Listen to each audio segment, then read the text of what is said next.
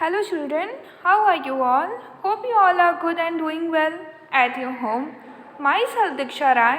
This is the subject teacher of science from LPM Public School, which is situated in Gola Bazar, Gorakhpur. So my dear students, as you know very well, in this video today we are going to revise chapter number 11 from your science book, that is Light, Sound and Force. What is the name of this chapter? The name of this chapter is that light, Prakash, sound, आवाज़, ध्वनि and force, बल. तो इस chapter में जैसा कि आप जानते हैं कि हम रोशनी, प्रकाश, साउंड, ध्वनि और फोर्स, बल के बारे में पढ़ेंगे. So my dear students, in your previous class you have already read this chapter in a very well way, but still we are going to revise this chapter with the correct pronunciation and meaning. So first, what will we do? First, we will get to read this chapter. So let's start. The chapter name is that Light, Sound and Force. You will learn about in this chapter understanding light, understanding sound, understanding force. So now we know that the sun gives us light. As night falls, we use different objects to give us light. We know that the sun gives us light. जैसा कि बेटा हम सारे लोग जानते हैं, आप सारे लोग जानते हैं और आपकी क्लास में भी मैंने आपको बताया हुआ था कि सूर्य से हमें क्या मिलता है. सूर्य से हमें रोशनी मिलती है, सूर्य से हमें प्रकाश मिलता है. एज नाइट फॉल्स, और जैसे जैसे क्या होता है, रात होती है, we use different objects to give us light. हम विभिन्न प्रकार के वस्तुओं का प्रयोग करते हैं क्या पाने के लिए? रोशनी, प्रकाश पाने के लिए. दिन में तो सूर्य होता है, दिन में सन होता है और सन हमें क्या देता है? लाइट. तो जिसके रीज़न से हमें किसी ऑब्जेक्ट्स की ज़रूरत नहीं होती है कि उनसे हम लाइट प्रोवाइड करवाएं. और जैसे ही बेटा धीरे धीरे रात होती है, सूर्य की रोशनी जो है वो कम होती है, हमें विभिन्न प्रकार की चीज़ों की आवश्यकता पड़ती है जिससे कि हमें क्या मिल सके? रोशनी मिल सके. आप मुझे बताइए कि दिन में आपको ना तो टॉर्च की ज़रूरत होती है, ना किसी लैंप की ज़रूरत होती है और ना ही आपको कैंडल की ज़रूरत होती है, क्योंकि दिन में क्या होता है? सन होता है, सूर्य होता है, जिससे कि हमें रोशनी मिलती है. लेकिन क्या रात में भी रात में भी सूर्य होता है, सन होता है और आपको लाइट मिलती है क्या? नहीं मिलती है. जिसके रीज़न से, जिसके कारण से हम किसी ऑब्जेक्ट का यूज़ करते हैं जिससे टू गिव अस लाइट, हमें रोशनी मिल सके. Look at the objects given in the pictures below. Answer the questions that follow. Look at the objects. बेटा नीचे आपके पेज पे कुछ वस्तुएं दी गई हैं, कुछ वस्तुओं को दिखाया जा रहा है. हम उन पिक्चर्स को देखेंगे और उनसे रिलेटेड, उनसे संबंधित जो क्वेश्चंस पूछे जा रहे हैं, हम क्या करेंगे? उनके आंसर देंगे. So now as you can see, the first picture, it is sun, and the second lamp, and third bulb, fourth candle, and number fifth lantern, lamp, and number 6 is star, and number 7 is that table lamp. So now as you can see, we will discuss about point number first. Which of the above objects give off light on their own? देखिए अब हमें बताना है इनमें से कौन सी ऐसी वस्तु है जो हमें खुद से क्या करती है? रोशनी देती है, प्रकाश देती है. जैसे कि सन से आपको क्या मिलता है? लाइट. एंड सेकेंड स्टार, उससे भी. Number second, do all the above objects give off light? Yes. Can you see anything when you inter a dark room? क्या आप अगर किसी रूम में, रात हो गई है, किसी रूम में बहुत ही ज़्यादा अंधेरा है, तो क्या आप जब उस रूम में प्रवेश करेंगे, एंटर करेंगे, तो आपको कुछ दिखाई देगा? नहीं, आप कुछ नहीं देख सकते हैं, because when you enter in this room you cannot see anything because it is dark room. The moment you switch on the bulb or the tube light you can see everything. और जब आप किसी room में enter करते हैं और अंधेरा होता है तो आपको कुछ दिखाई नहीं देता है, और जैसे ही आप स्विच ऑन करेंगे बल्ब या फिर ट्यूब लाइट का, आपको सारी चीज़ें क्या होने लगती हैं? दिखाई देने लगती हैं। Can you read a book with lights off? क्या अगर हम लाइट्स को ऑफ कर दें, बल्ब को, ट्यूबलाइट को ऑफ कर दें, तो क्या आप अंधेरे में बुक को पढ़ सकते हैं? No, you can not read in the dark. This is because we need light to see things. और यही कारण है कि हमें देखने के लिए किसकी आवश्यकता होती है, किसकी ज़रूरत होती है? लाइट की, रोशनी की। Now we are going to discuss about first topic from your chapter, understanding light. Light helps us to see. The sun is the main source of heat and light on the earth. देखिए, light help us to see. जो रोशनी है बेटा वो हमें देखने में क्या करती है? मदद करती है। अगर लाइट होती है तो हम उससे देख ही सकते हैं। The sun is the main source, और जो सूर्य है वो मुख्य स्रोत है किसका? हीट, गर्मी, एंड लाइट, और रोशनी कहाँ? पृथ्वी पे।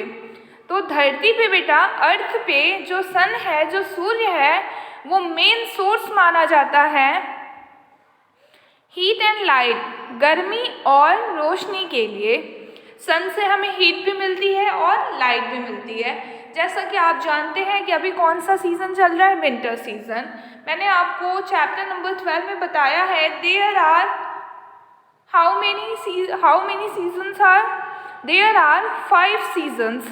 सो अभी कौन सा सीज़न है? विंटर है। तो विंटर में अगर सन नहीं निकल रहा, अगर धूप नहीं होती है, सूर्य नहीं निकलता है, तो क्या आपको गर्मी मिलती है? नहीं मिलती है। तो सूर्य से हमें क्या मिलती है? रोशनी मिलती है, प्रकाश मिलता है, और साथ में हीट, गर्मी भी मिलती है। द सन, कैंडल, दिया, torch, tubelight and lamp are examples of object that give off light. Fireflies that we see in the dark night also emit light of their own. Objects that give out light are called luminous. अब देखिए, वो वस्तुएं जिनसे हमें क्या मिलती है? रोशनी मिलती है, उन्हें हम ल्यूमिनस कहते हैं। Do remember however that the moon only reflects the light of the sun? We always see the lit face of the moon. Now,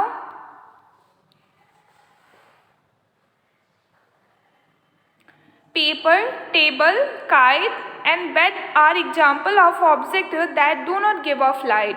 अब देखिए बेटा, पेपर, टेबल, काइट और बेड, ये ऐसे वस्तुएं के एग्जाम्पल्स हैं जिनसे हमें क्या नहीं मिलता है? रोशनी नहीं मिलती है। क्या हमें पेपर से लाइट मिलती है? No, we can not find a light from the paper. Objects that do not give out light, और वे वस्तुएं जिनसे हमें रोशनी नहीं मिलती है, जिनसे हमें लाइट नहीं मिलती है, उन्हें हम क्या बोलते हैं? Non luminous. In this paragraph there are 2 important points. Number first is that objects that give out light are called luminous, and the second important topic, objects that do not give out light are called non-luminous. तो बेटा आप मुझे बता सकते हैं what is luminous? Luminous जिन वस्तुओं से हमें लाइट मिलती है, जिन ऑब्जेक्ट से हमें लाइट मिलती है, उन्हें हम क्या कहते हैं? उन्हें हम ल्यूमिनस बोलते हैं। और जिन वस्तुओं से हमें लाइट नहीं मिलती है, उन्हें हम क्या कहते हैं? नॉन ल्यूमिनस बोलते हैं। When light falls on any object, we can see it. जब बेटा जब कोई रोशनी किसी वस्तु पे पड़ती है, we can see it, तो हम उसे क्या कर सकते हैं? देख सकते हैं। अगर जो लाइट है, जैसे अंधेरे, एक डार्क रूम में, एक अंधेरे वाले कमरे में हम एंटर करते हैं, हमें कुछ दिखाई नहीं देता है। और अगर टॉर्च को हम उस कमरे में रखे हुए किसी भी ऑब्जेक्ट पे फॉल करते हैं, फ्लैश करते हैं, तो हमें वो चीज़ क्या होगी, दिखाई देगी। तो जब हम किसी वस्तु पे, किसी चीज़ पे रोशनी डालेंगे तो हमें वो वस्तु क्या होती है, दिखने लगती है। We see non-luminous object only when light falls on them. We see non-luminous object. हम केवल non-luminous objects को ही देख सकते हैं। कहाँ? जब उनके ऊपर लाइट पड़ती है। जैसे बेटा पेपर है, टेबल है, काइट है, बेड है, ये क्या है? ये सारे non-luminous ऑब्जेक्ट हैं, क्योंकि इनसे हमें रोशनी नहीं मिलती है। तो जब हम नॉन ल्यूमिनस ऑब्जेक्ट पे लाइट डालेंगे, रोशनी डालेंगे, तो ही हमें वो दिखाई देंगी। Now we will discuss about shadow. What is shadow? How you ever notice the dark patch on the ground when you stand outside in the sun or under a street light? How you ever notice the, आप ये notice कर चुके हैं। Have you ever noticed a dark patch on the ground when you stand outside in the sun or under a street light? क्या आप notice कर चुके हैं? आपने बेटा नोटिस किया होगा, जब आप कहीं लाइट में, सूर्य की रोशनी में या फिर किसी स्ट्रीट लाइट में खड़े होते हैं, तो आपके साइड में आपको क्या दिखाई देता है? एक डार्क गहरे रंग का धब्बा दिखाई देता है, एक डार्क पैच आपको दिखाई देता है। The dark patch is your shadow. और वही जो बेटा डार्क पैच होता है वो क्या है? वो आपकी शेडो है, आपकी परछाई है, आपकी छाया है। Shadows are formed when an object blocks the path of light from luminous object like the sun, bulb or candle. Sometimes shadows are smaller and sometimes they are bigger than the actual size. A shadow is always formed on the opposite side of the light. Shadows are formed when an object, देखिए बेटा, जो shadows होती हैं, जो परछाइयाँ होती हैं, वो क्या होती हैं? एक रूप में पाई जाती हैं। when an object, जब कोई वस्तु क्या करती है? सूर्य आने वाले रोशनी आने वाले रास्ते को ब्लॉक कर देती है। From luminous object like the sun, जब किसी ल्यूमिनस ऑब्जेक्ट से रोशनी आती है और वो ब्लॉक हो जाती है, तब शेडो के रूप में बनती है। समटाइम्स शेडोज आर स्मॉलर, कभी कभी जो परछाई होती है, कभी कभी जो आपकी छाया होती है बेटा शेडो, वो क्या होती है? छोटी होती है। और कभी कभी वो एक्चुअल साइज से क्या होती है? बड़ी होती है। A shadow is always formed on the opposite side of the light. A shadow is always formed. बेटा शेडो जो है वो हमेशा पाई जाती है किस रूप में? On the opposite side of the light. रोशनी के उल्टे, रोशनी जिस साइड में लाइट आती है उसके अपोजिट साइड में शेडो हमेशा पाई जाती है। Now you can see long shadow in the morning, morning में लॉन्ग शेडो। और जैसे जैसे रोशनी क्या है? ब्लॉक हो रही है, सूर्य ल्यूमिनस ऑब्जेक्ट से आने वाली लाइट जो है ब्लॉक हो रही है, तो शेडो क्या है? छोटी दिख रही है। Now it's time to do, let's remember. First, circle the odd one out in each of the following. Number first, sun, paper, kite, bed. So now as you can see, the odd one word is that sun, because paper, kite and bed, they all are non-luminous object and sun is luminous object. Now we will discuss about second, bulb, tube light, plant and fire. They all are luminous object, but plant is non-luminous. Shadow, long, short, known. We will circle long. Write T for true and F for the false statements. Number first, light helps us to see things. रोशनी जो है वो आपको देखने में मदद करती है चीज़ों को. Yes, it is true.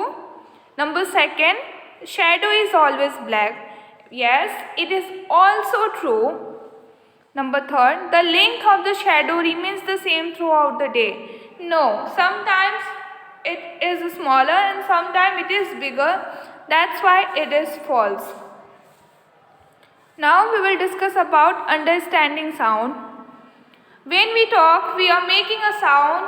Our tongue helps us to make sound. We hear sounds of all kinds with the help of our ears. When we talk, जब हम बात करते हैं, we are making a sound. तो हम क्या बनाते हैं? आवाज़ करते हैं. Our tongue help us to make sound. हमारी जो जीभ होती है बेटा, ये हमें क्या करती है? साउंड निकालने में, आवाज़ निकालने में मदद करती है. We hear sound of all kinds with the help of your ears. और हम अपने कानों की सहायता से अलग अलग तरीके की आवाज़ को सुनते हैं. जो टंग होती है बेटा, ये साउंड मेक करने में हमारी हेल्प करती है. और जो हमारे ईयर्स होते हैं, ये क्या करते हैं? ये अलग अलग तरीके की आवाज़ को, अलग अलग डिफरेंट काइंड्स ऑफ साउंड्स को सुनते हैं.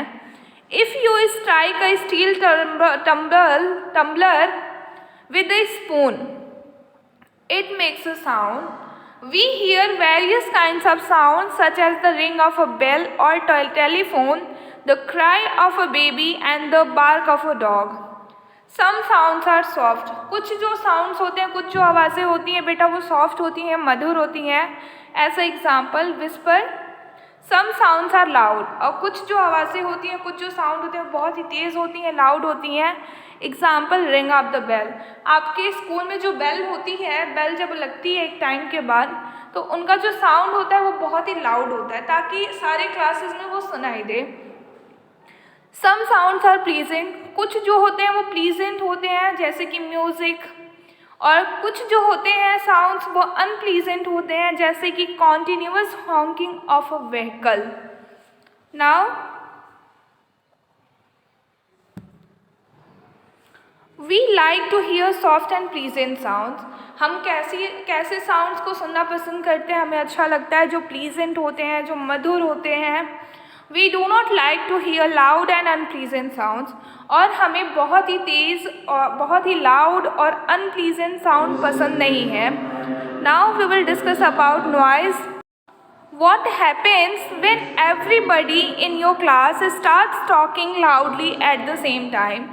बताइए हमें, आपकी क्लास में क्या होता है जब आप सारे लोग एक साथ मिलके क्या करते हैं? बहुत ही लाउडली बात करना शुरू कर देते हैं. हालांकि आप ये काम क्लास में करते हैं.